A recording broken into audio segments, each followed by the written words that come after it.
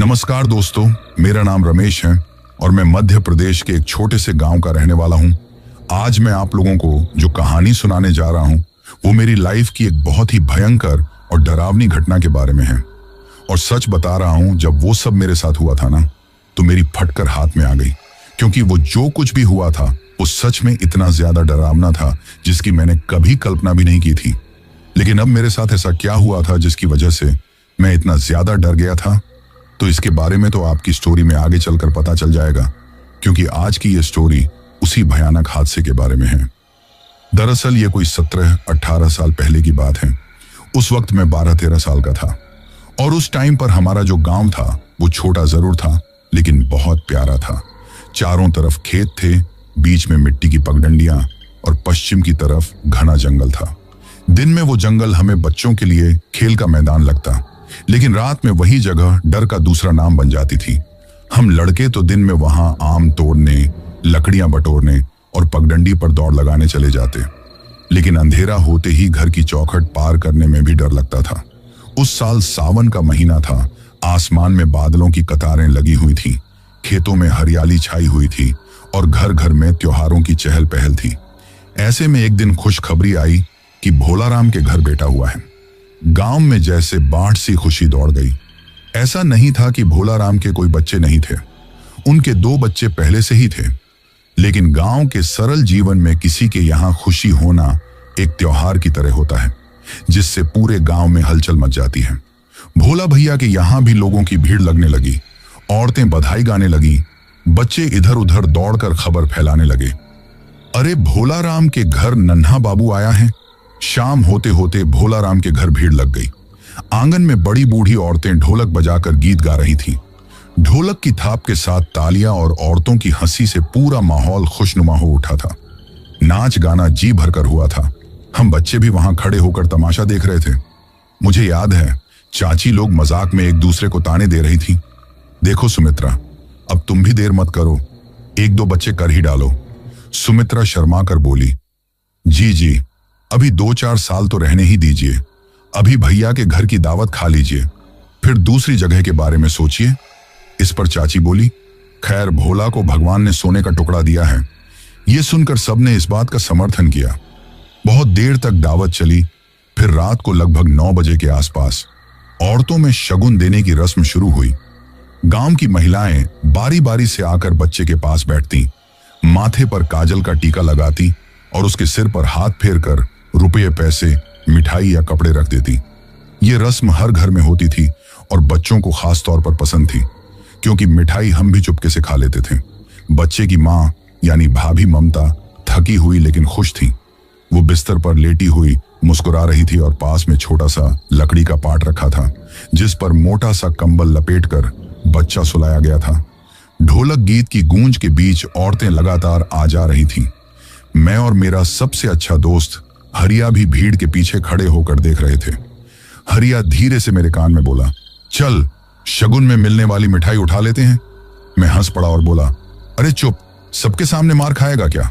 लेकिन हमारी बात को ममता भाभी ने सुन लिया। वो हंसने लगी और हम दोनों के साथ साथ और बच्चे खड़े थे।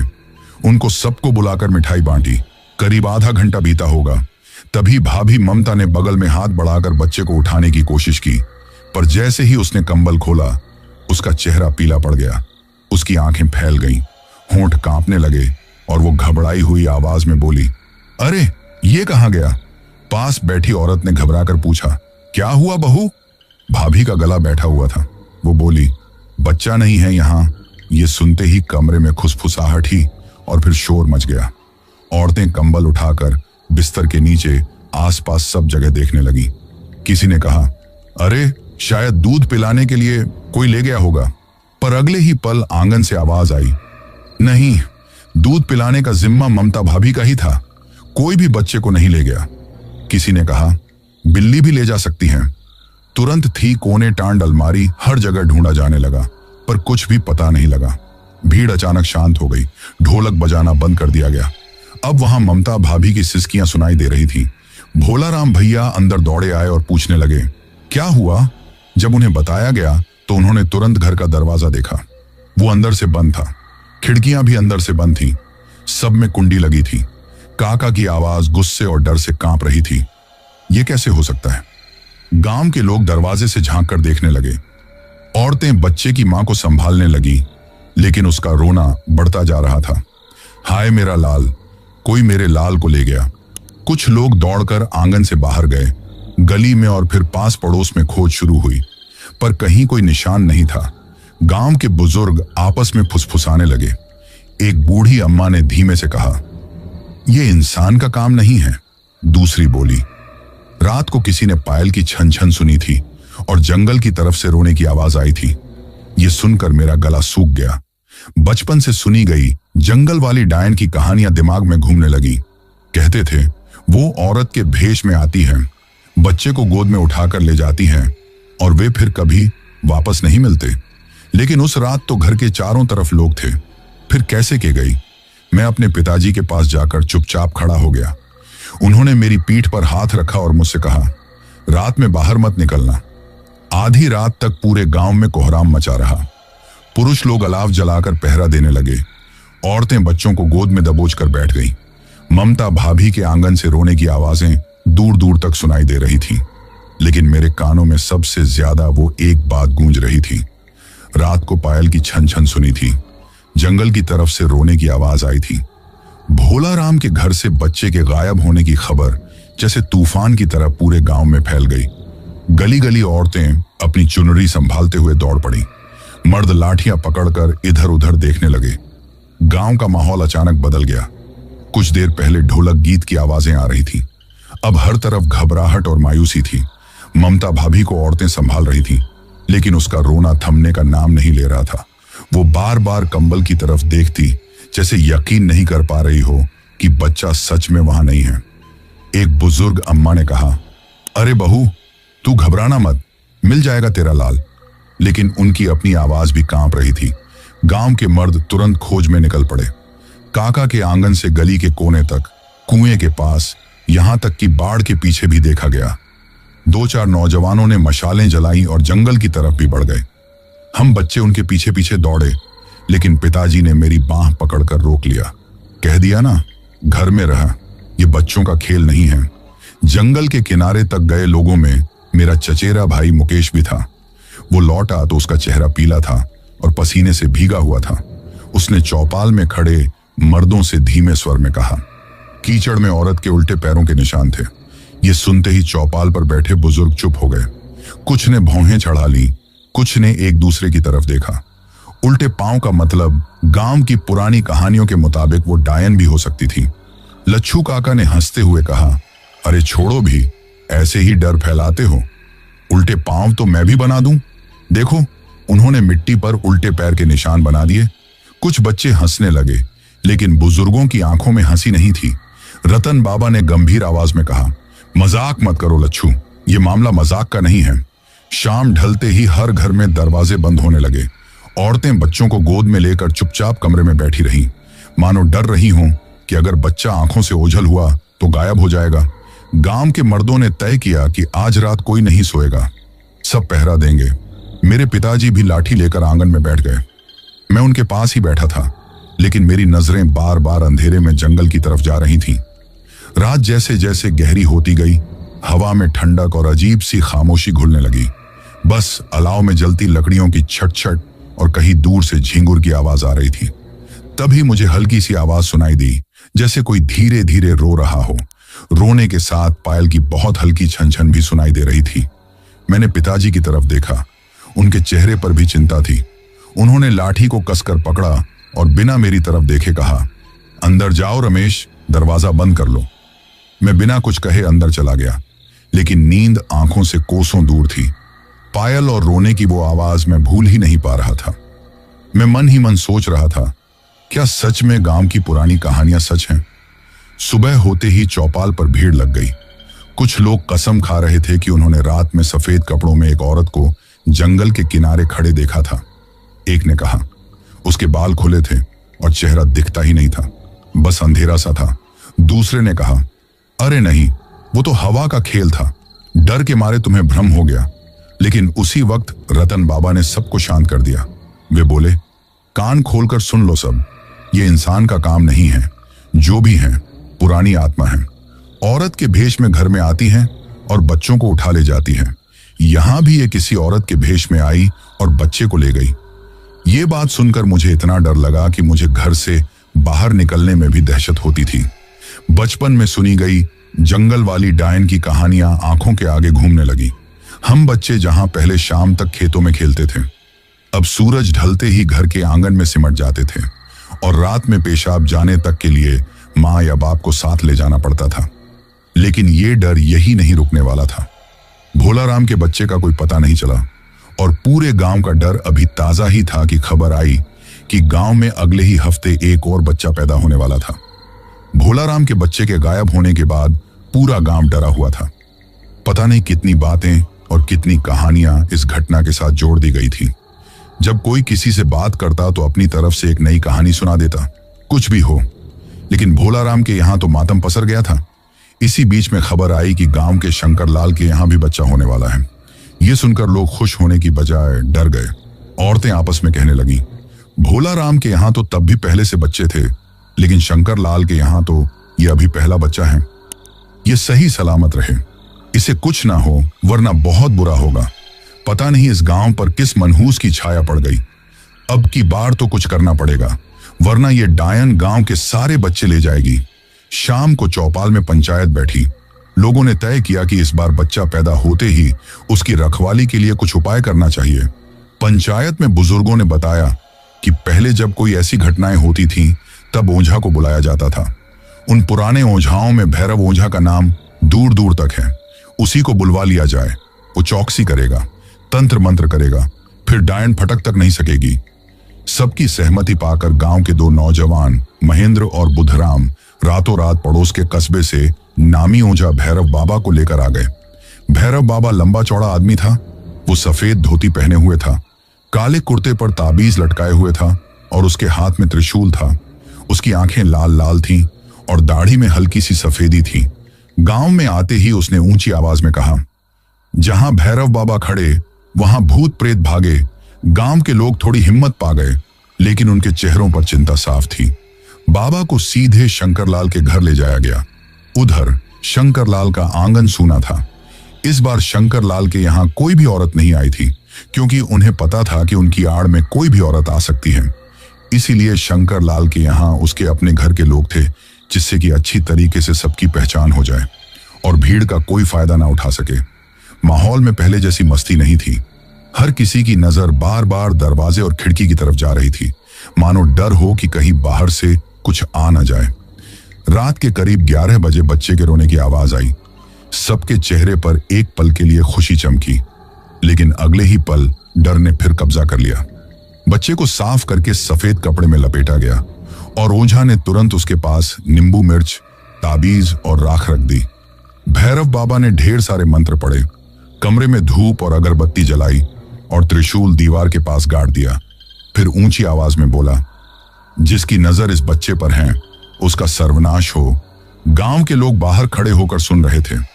कुछ बुजुर्ग संतोष में सिर हिला रहे थे, लेकिन मैं देख रहा था कि बाबा बार बार दरवाजे की तरफ ऐसे देख रहा था जैसे कुछ डर उसे भीतर ही भीतर खा रहा हो। आधी रात के करीब अचानक बाहर कुत्ते भौंकने लगे। कुत्तों की भौंक में गुस्सा कम और डर ज्यादा था। साथ ही हवा में हल्की सी बासी खुशबू फैलने लगी, जैसे किसी ने मिट्टी में भीगे बाल सुखाए हों। बाबा ने मंत्र पढ़ना तेज कर दिया, लेकिन उसकी आंखें चौड़ी हो गईं। तभी बाहर से बहुत धीमे कदमों की आहट आई और उसके साथ पायल की छन छन भी सुनाई दी। गांव की औरतें एकदम चुप हो गईं। मर्द लाठी कसकर पकड़े खड़े थे, लेकिन किसी की हिम्मत नहीं थी कि बाहर जाकर देखें। भैरव बाबा ने गहरी सांस ली, लेकिन उसने दरवाजा खोलने की हिम्मत नहीं की। उसने केवल दरवाजे पर राख फेंकी और जोर से चिल्लाया, जो भी है भाग जा, नहीं तो भस्म कर दूंगा। कुछ पल सन्नाटा रहा, फिर अचानक बच्चे के रोने की आवाज कमरे में गूंज उठी, लेकिन वो रोना नाजुक नहीं था। उसमें एक अजीब खिंचाव था, जैसे कोई दूर से बुला रहा हो। बाबा ने तुरंत मां से कहा, बच्चे को गोद में कसकर पकड़ ले। मां ने बच्चे को सीने से चिपका लिया, लेकिन तभी एक तेज हवा का झोंका आया और कमरे की दिया बाती सब बुझ गई। अंधेरे में बस बच्चे का रोना और बाहर पायल की छन छन थी। बाबा ने त्रिशूल हाथ में लिया, लेकिन दरवाजे की तरफ बढ़ते ही जैसे उसके पैर थम गए, उसकी सांसें भारी हो गईं, माथे पर पसीना छलक आया। फिर उसने धीरे धीरे त्रिशूल नीचे रखा और बोला, यह बहुत पुरानी ताकत है, इसके पास जाने का मतलब मौत को बुलाना है। यह सुनते ही गांव के मर्दों में खुसुर पुसुर होने लगी। कुछ ने कहा, बाबा डर गया है। कुछ बोले, नहीं, यह तो जान बचाने की चाल है। वो रात सही सलामत कट गई। इस बार कोई बड़ी दावत भी नहीं हुई और किसी बाहरी औरत को आने ही नहीं दिया गया। जो भी थी वो सब अपने ही घर की थी। रात किसी तरह कट गई, लेकिन सुबह जब औरतें बच्चे को शगुन देने आईं तो वही हुआ जो भोलाराम के घर हुआ था। कंबल खाली था। शंकरलाल की पत्नी के चीखने की आवाज पूरे गांव में गूंज गई और इस बार गांव वालों का भरोसा भी टूट गया। ना ओंझा पर विश्वास रहा, ना अपने पहरे पर। सिर्फ ये यकीन रह गया कि जंगल वाली डायन जो भी हैं बहुत चालाक और ताकतवर हैं और अब उसे रोकना आसान नहीं होगा। भोलाराम का बच्चा गया, फिर शंकरलाल का बच्चा भी चला गया। दो दो बच्चों के यूं गायब हो जाने के बाद गांव में मातम सा माहौल था। कोई ढोलक की आवाज नहीं सुनाई देती थी, कोई नाच गाना नहीं था। औरतें भी अब रात को आपस में बैठकर गीत नहीं गाती, बस दरवाजे बंद करके अपने अपने घर में दुबकी रहती। ऐसे में तीसरी बार खबर आई कि श्यामू चाचा के घर बच्चा होने वाला है। इस बार तो गांव के बड़े बुजुर्ग भी परेशान थे। चौपाल में बैठकर सब सोचने लगे कि क्या किया जाए। ओझाओं की तो पोल खुल चुकी थी। पहले भैरव बाबा, फिर एक दो छोटे मोटे तांत्रिक आए, सब हारे थके लौटे। तभी गांव की ही एक तेज तर्रार औरत लक्ष्मी बुआ बोली, कुछ तंत्र मंत्र टोट के अपने आप भी करके देख लो। अरे इतना डरने की क्या बात है, वो डायन बच्चा लेने आती है ना, हम उसे बच्चा देंगे ही नहीं। कमरे में हम असली बच्चे की जगह कपड़े में लिपटा एक गुड्डा रख देंगे और असली बच्चा मैं अपने पास छुपा लूंगी। लक्ष्मी बुआ गांव में अपने अक्लमंदी के किस्सों के लिए मशहूर थी। थोड़ी घमंडी भी थी। बोलने का लहजा ऐसा था जैसे बाकी सब मूर्ख हों। उसने छाती ठोक कर कहा, देखना इस बार मैं कर दिखाऊंगी। सुबह से ही श्यामू चाचा का आंगन औरतों से भर गया था। कुछ लोग ढोलक लेकर आए, लेकिन गाने में वही डर की मिलावट थी। आवाज में वो मिठास नहीं थी जो पहले होती थी। दोपहर के करीब गोपी चाची की चीख चिल्लाहट सुनाई दी। फिर नन्हे बच्चे के रोने की आवाज आई। पूरा घर एक पल को मुस्कुराया। लक्ष्मी बुआ ने तुरंत अपनी योजना पर काम शुरू कर दिया। पहले तो बच्चे को डायन से दूर रखने के टोटके किए, फिर उसने घर के एक कोने में असली बच्चे को गोद में ले लिया और चुपचाप पीछे के कमरे में चली गई। वो हर थोड़ी देर पर बच्चे को दूध पिलाती, थपथपाती, ताकि वो रो ना पड़े। बाहर कमरे में उसने कपड़े में लिपटा एक पुराना कपड़े का गुड्डा पालने में डाल दिया। उस पर बच्चे का पुराना कंबल लपेट दिया ताकि देखने में कोई फर्क न लगे।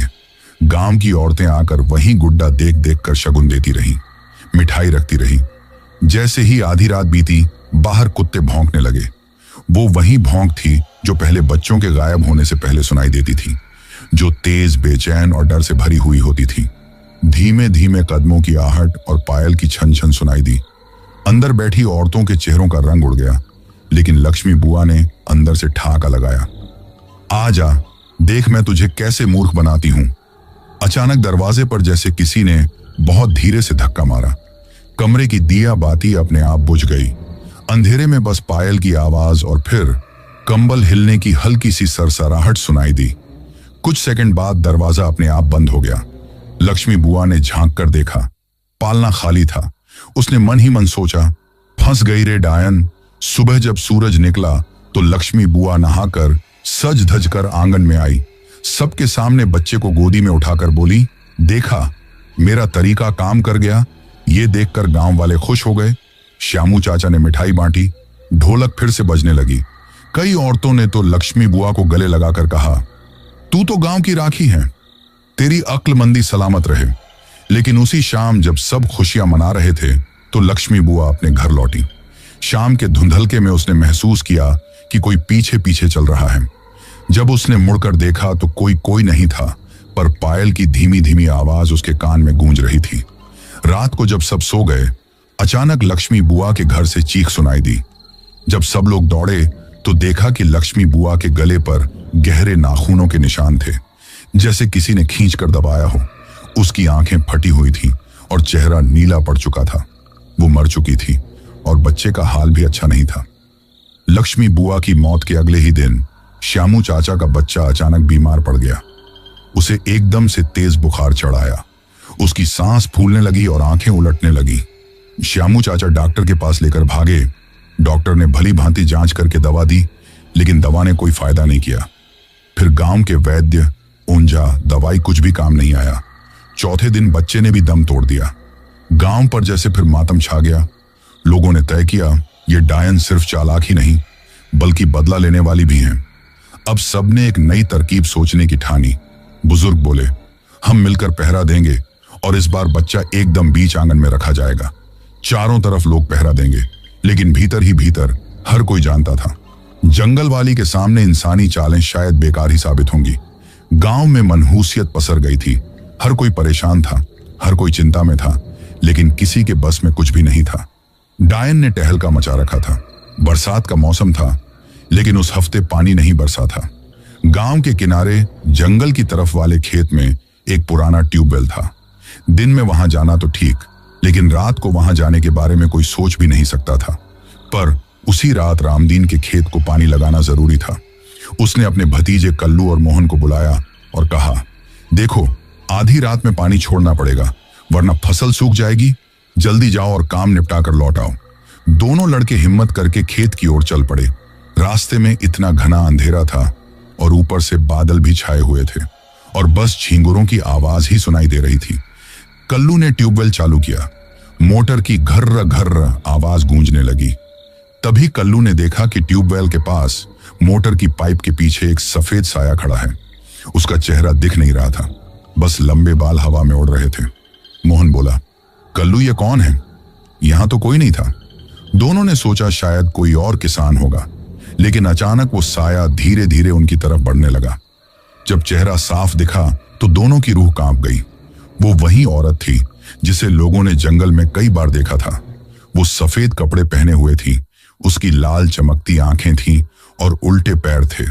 उसने अजीब सी हंसी हंसते हुए कहा, पानी मेरे खेत में छोड़ दो। कल्लू ने डर के मारे मोटर बंद कर दी और मोहन का हाथ पकड़कर भागने लगा, लेकिन भागते भागते मोहन का पैर फिसल गया। उसने पीछे मुड़कर देखा। डायन उसके बिल्कुल पास झुककर फुसफुसा रही थी, तुम तो अच्छे जवान हो, आओ। कल्लू ने चीख मारकर मोहन को खींचा और दोनों किसी तरह गांव तक पहुंचे। रात को मोहन को तेज बुखार चढ़ गया और वो बार बार कहने लगा, वो मेरा नाम लेकर बुला रही हैं, मुझे फिर जाना है। गांव के बुजुर्गों ने अगले ही दिन ट्यूबवेल के पास नींबू मिर्च और हवन की राख डालकर वहां जाना बंद कर दिया। लेकिन कुछ कहते हैं, बरसात की रातों में वहां से अब भी मोटर की आवाज आती है, जबकि बिजली तक नहीं होती। बरसात का मौसम था, लेकिन उस हफ्ते पानी नहीं बरसा था। गांव के किनारे जंगल की तरफ वाले खेत में एक पुराना ट्यूबवेल था। दिन में वहां जाना तो ठीक, लेकिन रात को वहां जाने के बारे में कोई सोच भी नहीं सकता था।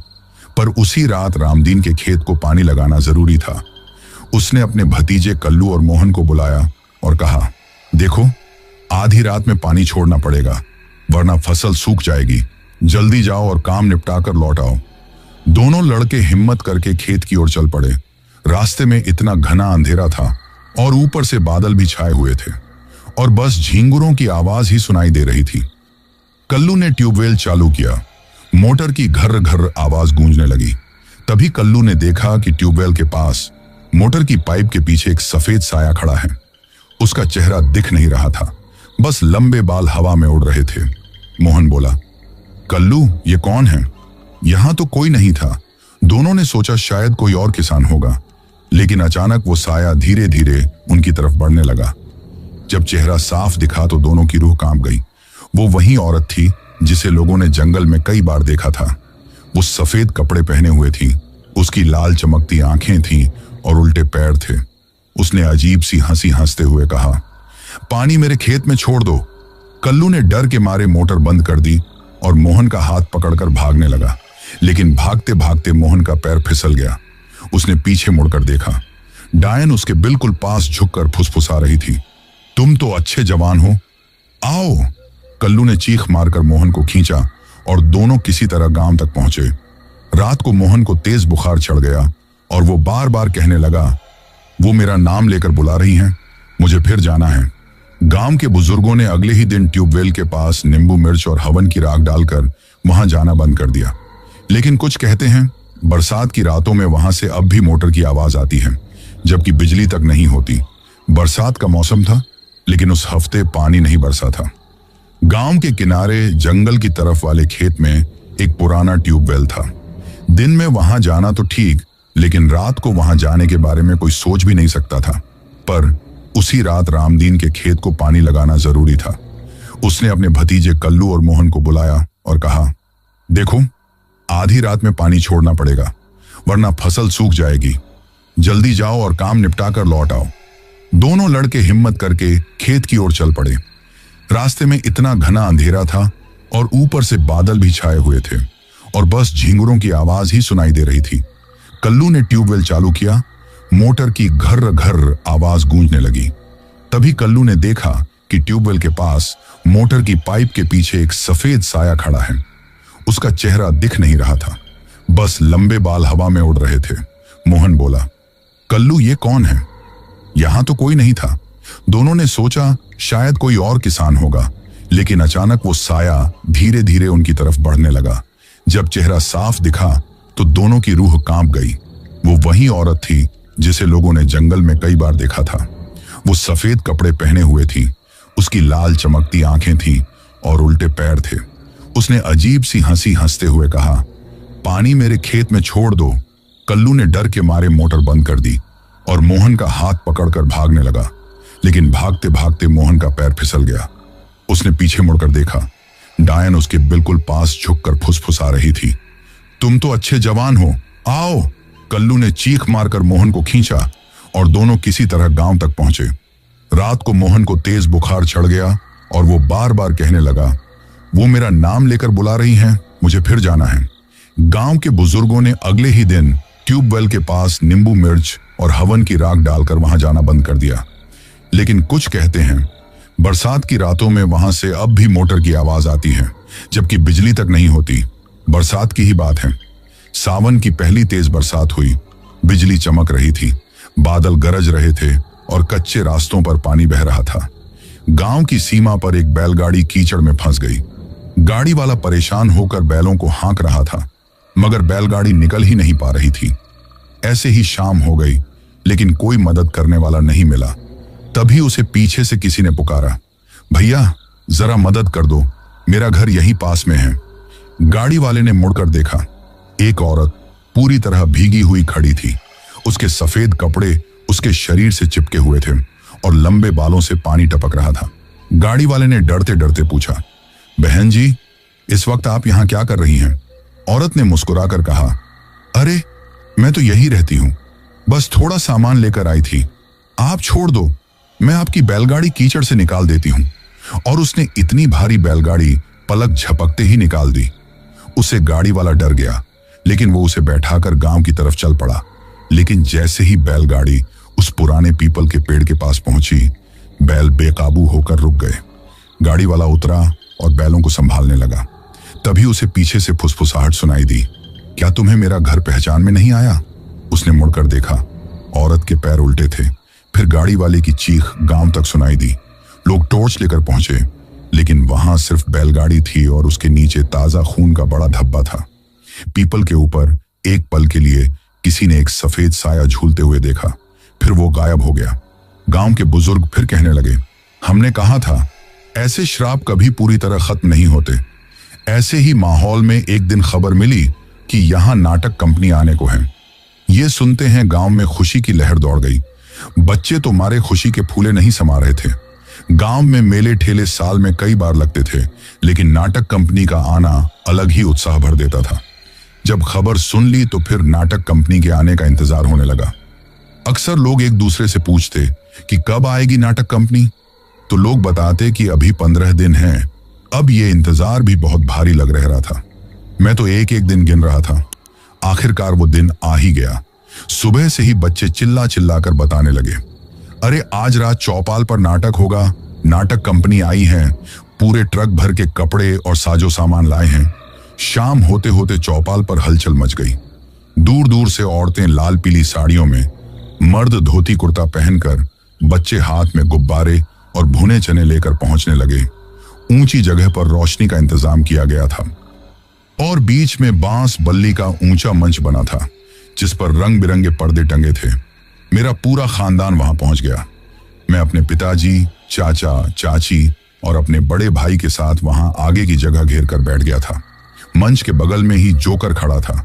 वो लाल रंग की नकली नाक लगाए हुए था। उसकी हरी पगड़ी थी, लाल कुर्ता और नीला पाजामा था और चेहरा सफेद रंग से पुता हुआ था। वो जैसे ही बच्चों को आंख मारता, बच्चे हंस हंस कर लोटपोट हो जाते। मंच के पीछे से ढोल नगाड़ों की आवाज आई और फिर नाटक शुरू हुआ। पहला सीन था राजा रानी का। राजा मखमली कुर्ता और नकली मुकुट पहने था और रानी ने भारी भरकम लहंगा और चमकीली चुनरी ओढ़ रखी थी। बीच बीच में जोकर आकर राजा से अजीबो गरीब सवाल पूछ देता। राजा जी, आपके पास तो 4 हाथी हैं, फिर ससुराल जाने के लिए बैलगाड़ी क्यों? राजा हंसकर टाल देता और जनता ठहाके लगाती। हमारा पूरा परिवार भी मजे ले रहा था। चाची बार बार मुझसे कहती, देख वो रानी के गहने नकली हैं। भाई कहता, अरे असली हों भी तो इतनी रोशनी में कौन पहचानेगा। तभी भीड़ में एक हलचल सी हुई। हमारे बगल में बैठे लड़के अचानक एक ही दिशा में देखने लगे। मैंने गर्दन घुमाई तो देखा एक औरत आई थी जिसे हमने पहले कभी गांव में नहीं देखा था। उसने नीले रंग की चमकीली साड़ी पहन रखी थी, बाल में गजरा और माथे पर बड़ी सी बिंदी थी। उसका चेहरा साफ सुथरा, गोरा और आंखें अजीब चमक लिए हुए थी। वो बहुत खूबसूरत लग रही थी। कुछ युवक, जिनमें राम खेलावन और भोला भी थे, उसकी ओर बार बार देखने लगे। जोकर की बातें उनके कानों तक नहीं पहुंच रही थी, बस उस औरत की मुस्कान और आंखें दिख रही थी। वे आपस में फुसफुसाने लगे, किसके यहां से आई हैं ये? शायद चौधरी के रिश्तेदार होंगे, नाटक देखने आए होंगे। रिश्तेदार हो या ना हो, नजर तो हमारी है। फिर उनमें से एक ने हंसकर कहा, आज नाटक के बाद इसे छोड़ने का बहाना करेंगे। वो औरत चुपचाप नाटक देख रही थी, लेकिन उसकी आंखें किसी खास जगह नहीं टिक रही थी, मानो वो हर चेहरे को एक पल के लिए देखती और फिर नगर घुमा देती। मेरे भाई ने कान में कहा, ये बड़ी अजीब है, देखना इसमें कुछ गड़बड़ है। मैंने मजाक में कहा, गड़बड़ तो हमारे गांव के लौंडों में है जो इसे देख के पागल हो रहे हैं। पहला दृश्य खत्म होते ही वो औरत धीरे धीरे पंडाल से बाहर निकल गई। राम खेलावन ने भोला से कहा, चल देख आते हैं कहां जाती हैं। वे दोनों उसके पीछे पीछे चले। जब वे उसका पीछा करने लगे तो हम दोनों भाई भी जिज्ञासा में थोड़ी दूरी से पीछे पीछे गए। अंधेरी गली से होते हुए वे गांव के किनारे तक पहुंचे। वो औरत बिना मुड़े चलती रही, यहां तक कि जंगल के रास्ते में पहुंच गई। जैसे जैसे वो जंगल की तरफ बढ़ रही थी, वैसे वैसे गांव की रोशनी पीछे छूटती जा रही थी और अंधेरा घना होता जा रहा था। लड़के अब भी फुसफुसा रहे थे, अरे इसे पकड़कर बात कर लेते हैं, इतना दूर क्यों जा रही हैं ये? भोला हिचकिचाया और डरते हुए बोला, अरे रात के इस पहर में जंगल में कौन जाता है? ये कौन है? लेकिन राम खेलावन को अजीब सा खिंचाव महसूस हो रहा था। वो आगे बढ़ा, तभी वो औरत एक जगह जाकर रुक गई और उसने अचानक रुककर पीछे देखा। उसकी आंखें लाल थीं और होंठों पर ऐसी मुस्कान थी कि दोनों के पैरों तले जमीन खिसक गई। उन्होंने देखा कि उसके पैर उल्टे हैं और वो धीरे धीरे हवा में ऊपर उठने लगी। अगले ही पल उसने ऐसी चीख मारी कि दोनों के कान सुन्न हो गए। लड़कों की आंखें फटी की फटी रह गई। एक ने चीख मारी, भागो ये डायन है, और फिर सब ऐसे भागे जैसे जान निकल रही हो। हम सब भागते हुए वापस पंडाल तक पहुंचे, लेकिन वहां पहुंचकर देखा वही औरत मंच पर एक नर्तकी के रूप में खड़ी थी, जैसे उसने कभी पंडाल छोड़ा ही ना हो। अभी अभी तो उसे हम लोग जंगल में छोड़कर आए थे, फिर ये यहां कैसे आ गई? उसे यहां मौजूद देखकर राम खिलावन, भोला और हम दोनों भाई वहां से उल्टे पांव गांव की तरफ दौड़े। घर पहुंचते पहुंचते भाई के पसीने छूट गए थे और जैसे ही दरवाजा पार किया वो धड़ाम से बैठ गया। रात को उसे बुखार आ गया। उस रात के बाद नाटक देखने वालों में से 4 लोग बीमार पड़े और राम खेलावन महीनों तक रात में नींद में चिल्लाता रहा। वो मुझे जंगल में बुला रही है। गांव में दूसरे दिन अफवाह फैल गई, डायन अब खुलेआम घूम रही हैं। वो नाटक देखने भी आई थी। गांव में डायन के खुलकर घूमने की खबर फैलते ही सब लोग डर के साए में जीने लगे थे। रात के समय लोग अपने घरों के दरवाजे बंद करके दियों की रोशनी में बैठकर दुआएं करने लगे। पिताजी ने कहा, इस बार हमें कोई ऐसा बुलाना होगा जो इस आत्मा से निपट सके। गांव वालों ने तय किया कि शहर से बड़े तांत्रिक को बुलाया जाए। अगले ही दिन खबर आई, तांत्रिक आनंद आ रहे हैं। आनंद तांत्रिक का बड़ा नाम था कि उसने बड़े बड़े भूत प्रेत और डायन डाकिनी वश में किए हैं। गांव वाले उत्सुकता से तांत्रिक को देखने के लिए आने लगे। अब लोगों के मन में डर और उत्सुकता की मिलीजुली भावना भरी हुई थी। जब आनंद तांत्रिक गांव पहुंचा तो उसका किसी सेलिब्रिटी की तरह स्वागत किया गया। उसका पहनावा भी थोड़ा अलग था। वो लंबा काला वस्त्र पहने हुए था, सिर पर चमकीली लाल टोपी थी और हाथ में लंबी लाठी थी। उसके आने की खबर सुनते ही गांव में सन्नाटा छा गया। वो खुद ही कहने लगा, यह आत्मा आसानी से नहीं जाएगी, इसे हटाना आसान नहीं है। गांव वालों के मन में डर और उम्मीद दोनों ही थी। रात होते ही तांत्रिक ने हवन की तैयारी शुरू कर दी। बड़े बर्तन में जल, धूप और हवन सामग्री रखी गई। गांव वाले रात भर उसके साथ हवन में शामिल हुए। धुएं की सुगंध और मंत्रों की आवाज ने पूरे गांव में रहस्यमय माहौल बना दिया। जोकर और नाटक के हल्के फुल्के हंसी मजाक का समय अब डर और रहस्य में बदल गया। आनंद तांत्रिक ने कहा, डायन को वश में करने के लिए मुझे जंगल में जाना पड़ेगा।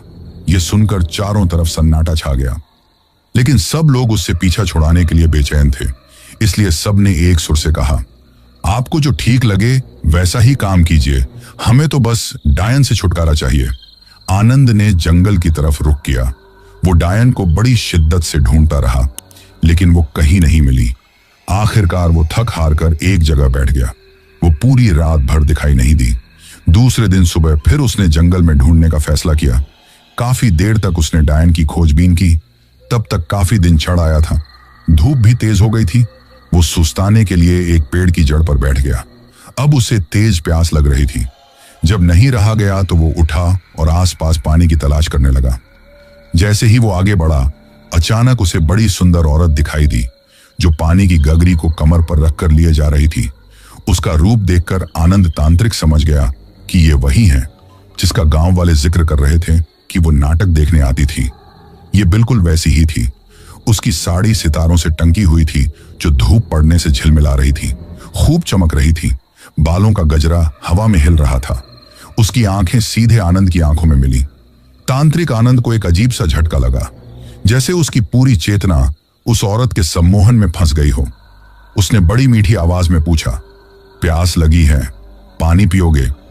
तांत्रिक आनंद ने हां में सिर हिला दिया। वो बोली, चलो मेरी कुटिया पर चलो, वहां कुछ खाने पीने के लिए भी दूंगी। वो बिना सोचे समझे उसके पीछे चलने लगा। तांत्रिक का अनुभव और ज्ञान उसके सम्मोहन के सामने कुछ नहीं कर पाया। जंगल के भीतर वो औरत तांत्रिक को घने पेड़ों के बीच ले गई। तांत्रिक आनंद ने महसूस किया कि वो अब खुद पर नियंत्रण खो चुका है। औरत ने पानी की गगरी एक ओर फेंक दी और तांत्रिक के पास आकर खड़ी हो गई। उसने अपनी बाहें तांत्रिक के गले में डाल दी।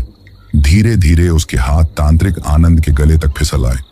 उसने गले में अपनी उंगलियां फिराई और बड़ी मीठी आवाज में बोली, मेरी तरफ नहीं देखोगे, मुझे ढूंढते फिर रहे हो और मुझे देख भी नहीं रहे हो, मैं सामने खड़ी हूं। यह सुनकर तांत्रिक आनंद चौंक पड़ा। उसने झटके से अपनी आंखें खोली तो यह देखकर चौंक पड़ा कि उसके सामने डायन खड़ी थी। वो बेहद डरावनी थी। उसकी खून की तरह लाल आंखें किसी दिए की तरह दप दप कर रही थी। नुकीले दांत खौफनाक लग रहे थे। उसने अपने हाथ तांत्रिक के गले पर जमा दिए और गला दबाने लगी। यह अचानक ही हुआ था, इसलिए तांत्रिक अपना बचाव भी नहीं कर पाया। तांत्रिक डर के मारे कांप उठा। डायन के हाथों की पकड़ इतनी मजबूत थी कि वो खुद को छोड़ा नहीं पाया। उसका दम घुटने लगा। उसे लगा कि अब उसकी जान निकल ही जाएगी। वो अपने को बचाने के लिए अपने हाथ पांव मार रहा था। तभी उसके हाथों में उसकी छोटी आ गई। उसने पूरी ताकत से उसकी छोटी को खींचा तो डायन कराह उठी और उसकी पकड़ ढीली पड़ गई। तांत्रिक आनंद को अब अपने बचने का एक सिरा मिल गया था। उसने अब डायन की छोटी को पकड़कर पूरी ताकत से झकझोरा। अब डायन अपने को बचाने के लिए जद्दोजहद करने लगी। तांत्रिक की गर्दन से उसके हाथ छूट गए। उल्टा अब वो अपने आप को बचाने लगी। बड़ी मुश्किल से उसने अपने आप को छुड़ाया और जंगल में भाग खड़ी हुई। तांत्रिक ने देखा कि वो डायन जंगल के अंधेरे में भागी जा रही थी।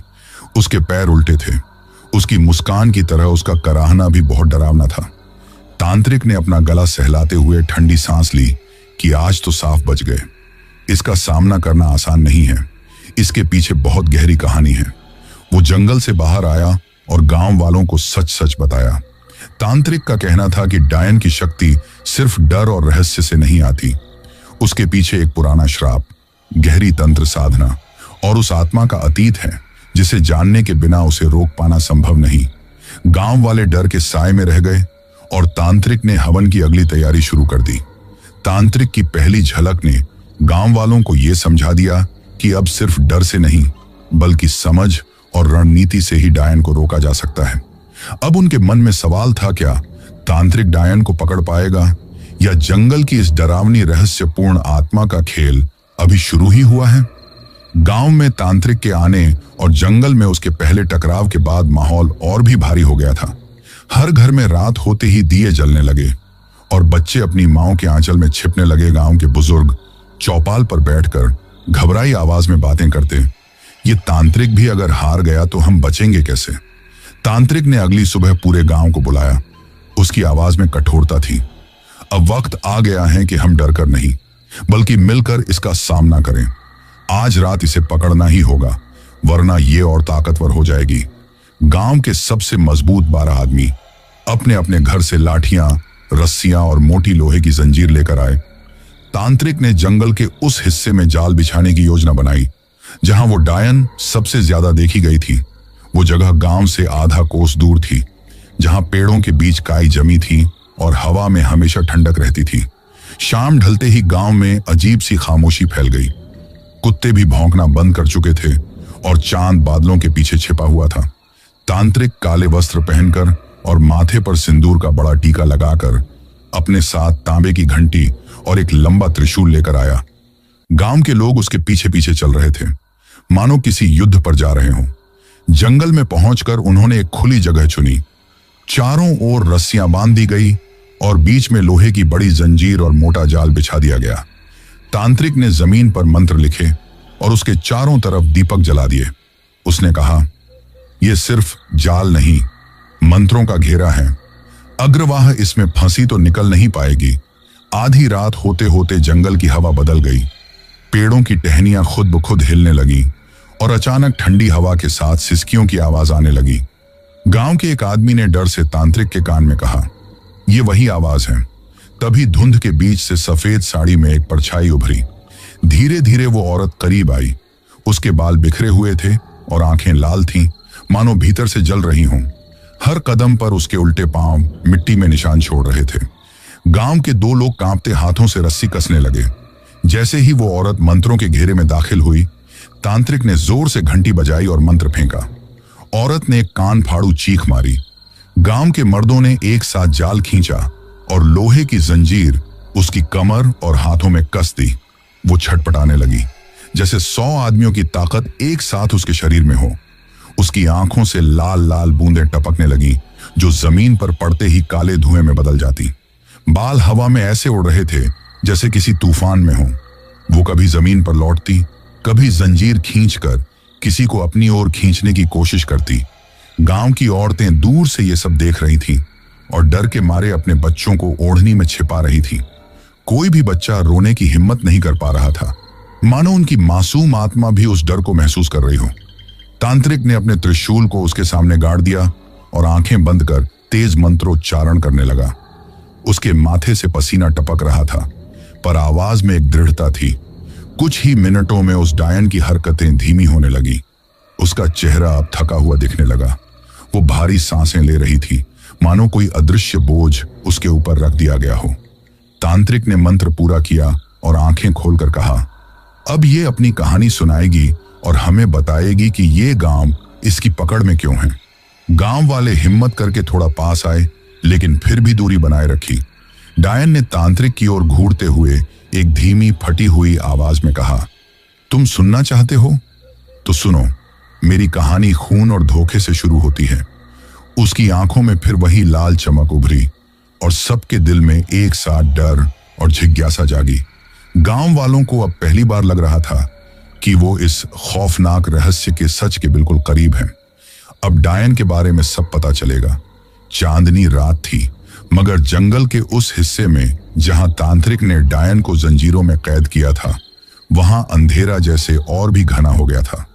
पेड़ों की टहनियां आपस में टकरा रही थीं, हवा में ठंडी सनसनाहट थी और हर कुछ पल पर रात के पंछियों की भयानक आवाजें गूंज जाती थीं। गांव के लोग थोड़ी दूरी पर खड़े थे, कोई पास आने की हिम्मत नहीं कर पा रहा था। गांव की औरतें घर के अंदर से झांक रही थीं।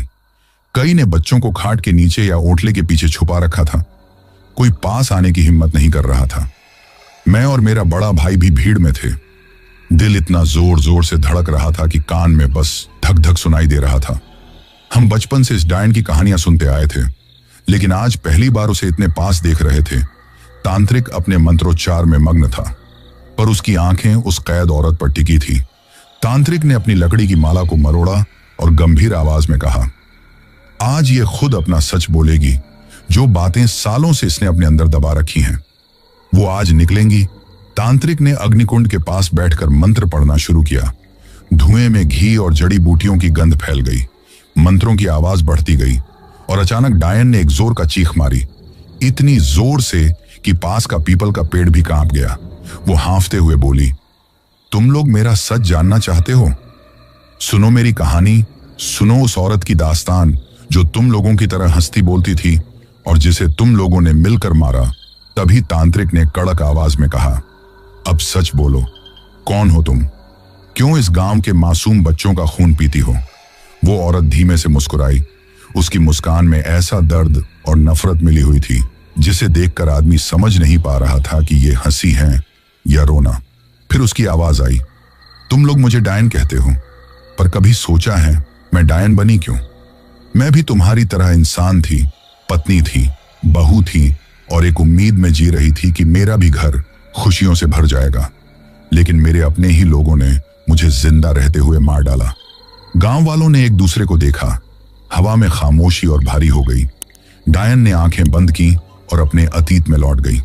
उसकी आवाज में अब एक अजीब मुलायमपन था, जैसे अपने पुराने दिनों को याद करते हुए कोई रोता हो। वो कहने लगी, मेरा नाम राधिका था।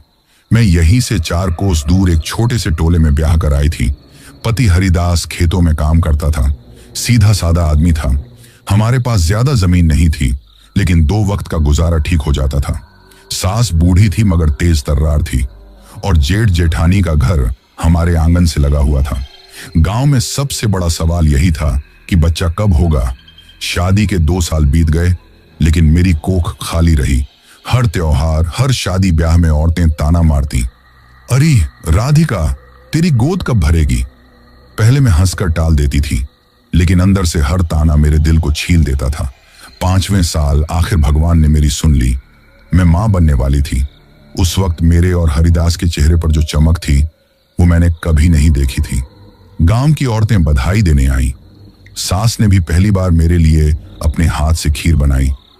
9 महीने बाद सावन की एक रात मैंने एक बेटे को जन्म दिया। आंगन में ढोलक बजी, औरतों ने सोहर गाया। मैंने अपने लाल को गोद में लिया। उसके छोटे छोटे हाथ पांव देखे तो लगा अब मेरे जीवन का हर दुख खत्म हो गया है। राधिका की आंखों से आंसू बह निकले। गांव की औरतें सुनते सुनते पल्लू से अपने चेहरे पोंछने लगी, लेकिन खुशियां ज्यादा दिन टिकती कहां हैं। मेरे जेठ की हमारी आधी जमीन पर नजर थी। उसे पता था कि अगर मेरा बच्चा जिंदा रहा तो उसका हिस्सा भी इस बच्चे को मिलेगा। वो ये नहीं चाहता था। उसने और उसकी बीवी ने मेरे पति के कान भरने शुरू किए। तेरी बीवी तो आई बड़ी चालाक है, तेरे बच्चे को बिगाड़ देगी, हमारे हिस्से में हिस्सा डालेगी। हरिदास पहले तो मेरी ढाल बना रहा, मगर धीरे धीरे वो भी ठंडा पड़ गया। बच्चे के जन्म के 10वें दिन अमावस की रात थी। आसमान में एक भी तारा नहीं था। हवा तेज थी और किवाड़ चरमरा रहे थे। मैं अपने बेटे को दूध पिलाकर सोई ही थी कि अचानक दरवाजा चरमराकर खुला। जेठानी भीतर आई, मुस्कुराते हुए बोली, अरे छोटी, मैं जरा बच्चे को देख लूं, कितना प्यारा है। मैंने सोचा कोई बुराई नहीं, पर जैसे ही उसने बच्चे को लिया उसकी आंखों में कुछ अजीब चमक दिखी। उसने कहा, छोटी बाहर नीम के नीचे बैठकर गोदी में ले लूं, हवा लगेगी बच्चे को। मैं थकी हुई थी। मैंने हां कर दी, पर 2 मिनट बाद ही बाहर से मेरे बच्चे के रोने की आवाज आई। फिर अचानक खामोशी हो गई। राधिका का गला भर आया लेकिन उसने कहानी जारी रखी। मैं दौड़कर बाहर गई। नीम के नीचे कोई नहीं था, सिर्फ एक कंबल पड़ा था और उस पर लाल लाल खून लगा था। मैं पागलों की तरह चीखने लगी, मेरा बच्चा कहाँ है? गांव के लोग इकट्ठा हुए, लेकिन किसी ने कुछ नहीं देखा। हरिदास ने कहा, शायद जंगली जानवर उठा ले गया। मैंने कहा कि बच्चे को तो मुझसे जेठानी जी ले गई थी। तो मेरे जेठानी तमक नहीं कर आ गई और बोली, झूठ बोल रही हैं। कर्मजली अपने आप तो लापरवाही से सोती रही और कोई जानवर आकर बच्चे को उठा ले गया। तुझे पता भी नहीं चला और मुझ पर ही इल्जाम थोप रही है। तुझे भगवान के यहां भी जगह नहीं मिलेगी। तेरी जुबान पर कीड़े पड़े। मेरे पति ने भी जेठानी की बात मानी।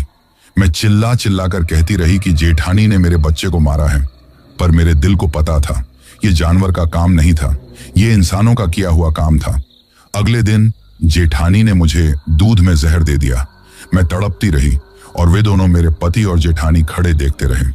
उन्होंने सबसे कह दिया कि बच्चे की लापरवाही में मौत हो गई, इसी से शर्म के मारे इसने जहर खा लिया है। गांव के सब लोग मुझे देखने आ रहे थे। सबके सामने यही बात हो गई कि मैंने खुद ही जहर खाया है। मैं सबको सच बताना चाहती थी, लेकिन मेरी जुबान ही बंद हो गई थी। मेरी आवाज ही नहीं निकल रही थी। मेरी सांस टूट गई और मेरी लाश को खेत के किनारे गाड़ दिया गया। लेकिन मेरा मन, मेरी आत्मा चैन से नहीं गई। मैंने कसम खाई कि हर उस मां से उसका बच्चा छीनूंगी जिसने मेरा दर्द नहीं समझा। मरते मरते भी मेरी आत्मा ने देखा कि मुझको गाड़ने के लिए मेरे पति हरिदास और जेठ के अलावा 3 लोग और भी थे, और ये 3 लोग मेरे जेठ रामपाल के साथी थे। मेरे टोले नौगांव के रामपाल के वे तीनों साथी यही मौजूद हैं।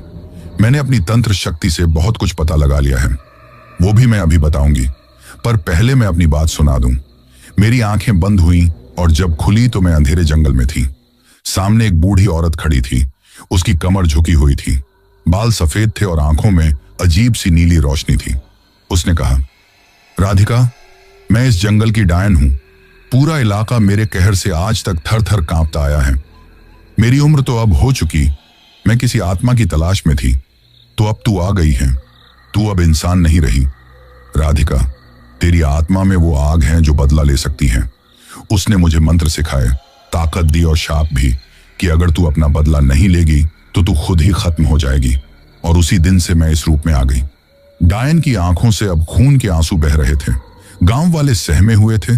कुछ को उस पर दया आ रही थी, कुछ और डर गए थे। तांत्रिक ने कहा, तुम्हारी आत्मा को मोक्ष दिलाने के लिए तुम्हारे साथ न्याय करना होगा, पर तुम्हें निर्दोष बच्चों का खून नहीं पीना होगा। अगर तुम्हारे साथ बुरा हुआ तो तुमने भी तो निर्दोष बच्चों को और उनके माँ बाप को रुलाया है, तो अपनी किस बात पर शिकायत कर रही हो? तुमने भी तो वही किया। मेरी इस बात पर वो डायन बिफर पड़ी और उसने कहा, ये कैसे कह सकते हो कि मैंने निर्दोष की जान ली है? जिन्होंने मेरे बच्चे की और मेरी जान ली है, मैंने भी उनके ही बच्चों की जान ली है। जरा पूछो भोला राम, शंकर लाल और श्यामू से पूछो कि उन्होंने मेरे बच्चे को और मुझे मारने में मेरे जेठ रामपाल की मदद नहीं की। और आज भी ये तीनों मेरे खेत को ठेके पर लिए हुए हैं। जिसका अन्न ये लोग खा रहे हैं वो मेरे बच्चे का होता।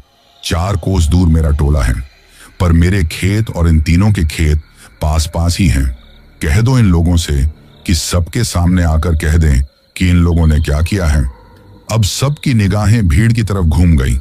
भोला राम, शंकर लाल और श्यामू, तीनों ही लोग डायन की बातें सुनकर तीनों लोग भागने की जुगाड़ में थे कि सरपंच ने कड़ी आवाज में कहा, खबरदार, भागने की कोशिश मत करना। यहां आकर तांत्रिक के सामने सारी बातें बताओ। अगर इसकी बात सही है तो तुम्हें दंड मिलेगा। अब तो सबको आना ही पड़ा। डायन ने चिल्लाकर कहा, सही सही बोलना। अगर झूठ बोला तो मैं तुम्हारा वो हाल करूंगी कि रो भी नहीं पाओगे। भोला राम, शंकर लाल और श्यामू तीनों इतना ज्यादा डर गए थे कि तोते की तरह बोलने लगे। भोला राम ने जहर लाकर दिया था। शंकर लाल और श्यामू राधिका के बच्चे को दफन कराए थे। गांव के लोग इन तीनों की पाप कहानी सुनकर दंग रह गए। तांत्रिक ने लकड़ी की माला को कसकर पकड़ा और जोर से बोला, अब सच्चाई सामने आ गई है। जो लोग दोषी हैं उनकी क्या सजा होगी? डायन की आंखें भड़की और उसने कहे कहर भरी आवाज में कहा, भोला राम, तुमने मेरी मौत का रास्ता बनाया और अब भी अपनी आंखें बंद रख रहे हो। मैं सब जानती हूं, हर झूठ, हर षड्यंत्र। अब मैं बदला लूंगी। भीड़ में खड़ा भोलाराम अचानक सिहर उठा। उसका चेहरा काला पड़ गया और वो धीरे धीरे पीछे हटने लगा। शंकर लाल और श्यामू के चेहरे पर हवाइयां उड़ने लगी थीं। डायन कह रही थी, तुम्हारी सलाह ने रामपाल को हिम्मत दी थी और मैं धरती में दफन हो गई। बाद में मेरे पति ने भी आत्महत्या कर ली, उसका भी राज बता दो। भीड़ में हलचल मच गई। गांव के लोग धीरे धीरे पीछे हटने लगे। बुजुर्ग लोगों के चेहरे सख्त हो गए। भोलाराम अब शब्दों में जवाब नहीं दे पा रहा था। डायन ने कहा, शंकर लाल और श्यामू, तुम भी बता दो, तुम्हें कितने रुपये मिले और कितना फायदा हुआ? और मेरे पति हरिदास की लाश कहां ठिकाने लगाई? मेरे गहने तुम तीनों को मिले, वो अभी तुम्हारे घर पर होंगे। उन दोनों की जुबान थम गई थी। डायन ने सरपंच से कहा, सुनिए सरपंच जी, आप इनके घर में तलाशी करवा लीजिए।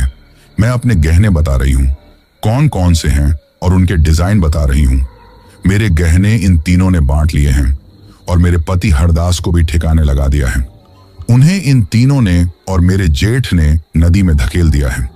पहले मुझे पता ही नहीं था कि मेरे जेठ जेठानी ने मेरे साथ ऐसा क्यों किया। भला कोई भाई अपने सगे भाई के साथ ऐसा कैसे कर सकता है? लेकिन फिर मुझे तंत्र विद्या से ही ये राज मालूम हो गया कि मेरा पति उनका सौतेला भाई था, जिसे मेरे जेठ जेठानी दुश्मन की निगाह से देखते थे। अगर मुझे ये बात तब पता होती तो मैं वो गांव कहीं और रह लेती, संपत्ति सब इनको ही दे देती। लेकिन जब अपने ही दुश्मन बन जाए तो दूसरों के लिए क्या कहा जा सकता है? अब मुझको न्याय दिलाइए सरपंच जी। अब सब लोग खामोश थे। वो कोई कुछ नहीं बोल रहा था। डायन ने अचानक अपने हाथों में जंजीरों को मोड़ते हुए कहा, अब मैं सिर्फ डर दिखाऊंगी नहीं, मैं अपना बदला लूंगी। सबने मिलकर मेरे परिवार को खत्म कर दिया, उसका हिसाब अब चुकता होगा। सरपंच ने भोलाराम, शंकरलाल और श्यामू से पूछा, क्या ये जो बोल रही हैं सच है? तीनों ने सर झुकाकर कहा, हाँ, एक एक बात सच है। हमने ही ये सब पाप कर्म किए हैं। भगवान भी हमको माफ नहीं करेगा। हमको हमारे ही कर्मों की सजा मिली है। तांत्रिक ने तुरंत मंत्र पढ़ना शुरू किया ताकि डायन की शक्ति काबू में रहे। लेकिन डायन ने अचानक एक जोरदार चीख मारी और उसकी शक्ति इतनी बढ़ गई कि जंजीरें भी टूटने लगी। गांव के लोग पीछे हट गए। महिलाएं बच्चों को और छुपाने लगी। युवक चिल्ला रहे थे, रुको, इसे कैसे रोकेंगे? डायन ने अपनी लंबी उंगलियों से जमीन को छूते हुए मंत्र उगलना शुरू किया। आसपास की हवा गाढ़ी और ठंडी हो गई। पेड़ हिलने लगे और मिट्टी से अजीब आवाजें आने लगी। भोलाराम कांपते हुए बोला, मैं सच कहता हूं, मुझे इसका पछतावा है। मैंने गलती की थी। मैं मदद कर सकता हूं, कुछ भी कर सकता हूं। शंकरलाल और श्यामू के मुंह से तो आवाज भी नहीं निकल रही थी। डायन ने चिल्लाकर कहा, अगर कुछ कर सकता है तो फिर मेरी जिंदगी, मेरे बेटे की जिंदगी और मेरे पति की जिंदगी को वापस कर। अब मुझे कोई नहीं रोक सकता। अब मेरी शक्ति सब पर भारी है। भोलाराम अब जमीन पर घुटनों के बल गिर पड़ा। उसकी आंखों से आंसू और डर का मिला जुला भाव साफ दिख रहा था। गांव का हर आदमी डर के मारे चुप हो गया। घरों की खिड़कियों में बच्चे और महिलाएं छिपी हुई थीं। हवा में एक अजीब सी गंध फैल गई, जो जड़ी बूटियों, राख और जंजीरों की मिलीजुली गंध थी। डायन ने धीरे धीरे कदम बढ़ाए। उसके कदमों की आहट जमीन पर गूंज रही थी। उसका चेहरा अब भीषण था। लाल आंखें, झुलसे बाल और चेहरे पर गहरी चोटों की निशानी थी। उसने एक शंकरलाल को देखा जो भीड़ के पास खड़ा था। उसने भागना चाहा, लेकिन डायन ने अपनी लंबी उंगली से हवा में लकीर खींची और शंकरलाल तुरंत वहीं सिहर कर गिर पड़ा। गांव वाले अब समझ गए, डायन सिर्फ डर दिखा नहीं रही थी, उसका बदला अब शिकार करने वाला था। डायन ने चुपचाप श्यामू की तरफ देखा। उसकी आंखों में खौफ था। डायन ने धीरे से कहा, तुमने मेरा जीवन बर्बाद किया, अब मैं तुम्हारे कर्मों का हिसाब लूंगी। श्यामू का चेहरा सफेद पड़ गया और वो जोर जोर से कांपने लगा। डायन ने अपने हाथ उठाए और एक मंद सी आवाज में मंत्र पढ़ा। मोहन ने तुरंत जमीन पर गिरकर रोना शुरू कर दिया। गांव वाले घबराकर पीछे हट गए और तांत्रिक ने जोर देकर कहा, धैर्य रखो, अब हम इसे पूरी तरह काबू में करेंगे। लेकिन उसकी शक्ति देखो, ये कोई साधारण आत्मा नहीं है। डायन ने आंखें बंद की और खुद से बड़बड़ाई, मेरा बदला सिर्फ शुरू हुआ है। अगर किसी ने रोकने की कोशिश की तो ये खौफ पूरे गांव में फैल जाएगा। डायन ने भीड़ की तरफ देखा। सबने सिर झुका लिया। तांत्रिक ने ऊंची आवाज में मंत्र पढ़ा। ताकि डायन की ताकत काबू में रहे। डायन हांफते हुए बोली, जब तक मेरा बदला पूरा नहीं होगा, जब तक इन तीनों का खून नहीं बहाऊंगी, मैं नहीं जाऊंगी। गांव वालों के चेहरे पर डर साफ था। गांव पर रात का साया ऐसे उतर चुका था मानो किसी ने काले मखमल का पर्दा आसमान पर टांग दिया हो। हवा में ठंडक थी, लेकिन गांव वालों के दिलों में डर का पारा चढ़ा हुआ था। घरों के दरवाजे बंद थे, खिड़कियों से सिर्फ चौकस आंखें बाहर झांक रही थीं।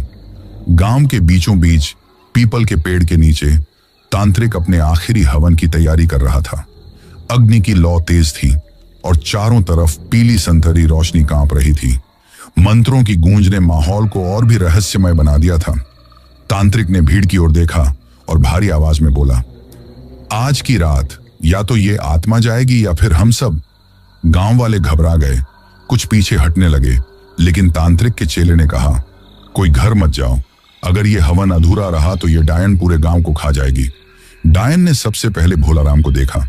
उसकी नजरों का वार ऐसा था जैसे कोई नुकीला खंजर दिल में उतर गया हो। भोलाराम का शरीर अकड़ने लगा, उसकी आंखें बाहर की तरफ खिंच गईं और गले से अजीब सी खर्र खर्र की आवाज आने लगी। तांत्रिक ने मंत्र पढ़ते हुए एक मुट्ठी राख हवा में फेंकी, जिससे डायन कुछ पल के लिए पीछे हट गई। लेकिन उसने आंखों से भोलाराम को इशारा किया, तुमसे मेरा बदला पूरा हुआ, अब तुम्हें कोई नहीं बचा सकता। और अगले ही पल भोलाराम पीपल के नीचे बेजान होकर धड़ाम से गिर पड़ा। भीड़ में हलचल मच गई, कोई रो रहा था, कोई भागने की कोशिश कर रहा था। तांत्रिक ने ऊंची आवाज में कहा, अभी डरने का वक्त नहीं है, सब लोग हवन के चारों ओर घेरा बनाकर बैठो, कोई भी बाहर नहीं जाएगा। डायन धीरे धीरे हवन कुंड के पास आई। उसके आने से अग्नि की लपटें अचानक नीली हो गईं। तांत्रिक ने तांबे के कलश में भस्म और लाल चंदन का मिश्रण लिया और डायन की ओर फेंकते हुए जोर से मंत्र पढ़ा। डायन ने चीख मारी, लेकिन तुरंत उसके चेहरे पर मुस्कान लौट आई। डायन ने ठंडी हंसी हंसते हुए कहा, मुझे लगता था तुम ताकतवर हो, लेकिन तुम्हारे मंत्र सिर्फ मेरे पैरों की धूल हैं। डायन ने वहां खड़े हुए लोगों की तरफ नजर घुमाई। श्यामू और शंकर की तरफ उसने अपने उंगली से इशारा किया। एक पतली से नीली लौ उन दोनों की तरफ लपकी और दोनों धड़ाम से नीचे गिरे और तड़पने लगे। देखते ही देखते दोनों की सांसें थम गईं। इतनी ही देर में गांव के 3 लोग मर चुके थे। वहां हाहाकार बीत गया। अचानक डायन ने गांव के 3 युवकों से नजर मिलाई और वे बेहोशी जैसी हालत में उठ खड़े हुए और हवन कुंड में लकड़ी उखाड़ने लगे। तांत्रिक चिल्लाया, ये उसके सम्मोहन में आ गए हैं, इन्हें रोको, लेकिन किसी की हिम्मत नहीं हुई। तभी तांत्रिक ने जमीन से सिंदूर उठाकर युवकों की ओर फेंका, जिससे वे झटके से होश में आ गए और पीछे हट गए। तांत्रिक को समझ आ गया कि यह साधारण डायन नहीं है, इसके पीछे कोई बहुत पुराना रक्त पिपासु श्राप है। उस बूढ़ी डायन ने ही इसे श्राप दिया होगा। उसने अपने गले से रुद्राक्ष की माला उतारी, आग में डाल दी और आंखें बंद करके महाकाल का आह्वान किया। अचानक अग्नि की लपटें 5 गुना ऊंची हो गई और भयंकर गर्जना सुनाई दी। डायन पीछे हटने लगी, उसकी त्वचा से धुआं उठने लगा और वो जोर से चिल्लाई। तांत्रिक ने जोर से कहा, आज तेरा अंत होगा और तू इस गांव के बच्चों को फिर कभी नहीं छू पाएगी। डायन ने एक आखिरी कोशिश में तांत्रिक पर झपट्टा मारा, लेकिन जैसे ही वो हवन कुंड की आंच में आई, उसका शरीर राख में बदलने लगा। उसकी चीख इतनी भयानक थी कि दूर जंगल के सारे कौवे एक साथ उड़ गए। जब सब शांत हुआ तो पीपल के नीचे सिर्फ राख पड़ी थी। तांत्रिक ने माथे से पसीना पोंछा और बोला, यह खत्म हो गई, लेकिन याद रखना, ऐसे पाप जन्म ही ऐसी कहानी को जन्म देते हैं और बदला लेने का मौका ढूंढते रहते हैं। सतर्क रहना। गांव के लोग धीरे धीरे घर लौटे। अब सबके चेहरे में अब डर नहीं, बल्कि एक गहरी थकान थी। इसके बाद हमारा गांव बिल्कुल ठीक हो गया और पहले वाला अमन चैन लौट आया। लेकिन इससे एक बात की सीख मिली कि किसी के संपत्ति का लालच नहीं करना चाहिए, और दूसरी बात कि पापों का फल जरूर मिलता है, चाहे आदमी कितना ही छिपा ले, लेकिन एक दिन उसके पाप उसे खुद ही आकर ढूंढ लेते हैं। जैसे भोलाराम, श्यामू और शंकरलाल ने पाप किया था तो उनकी करनी का फल उन्हें मिल गया। तांत्रिक के जाने के बाद गांव में कई महीनों तक सब कुछ सामान्य रहा। बच्चे फिर से शाम को गलियों में खेलने लगे, औरतें कुएं पर हंस हंस कर बातें करने लगी और मर्द खेतों में मजाक करते हुए काम करने लगे। वो डरावना दौर बस अब एक बुरा सपना बनकर रह गया है। तो दोस्तों, ये थी हमारी आज की कहानी। कहानी आपको कैसी लगी ये आप मुझे कमेंट बॉक्स में कमेंट करके जरूर बताना।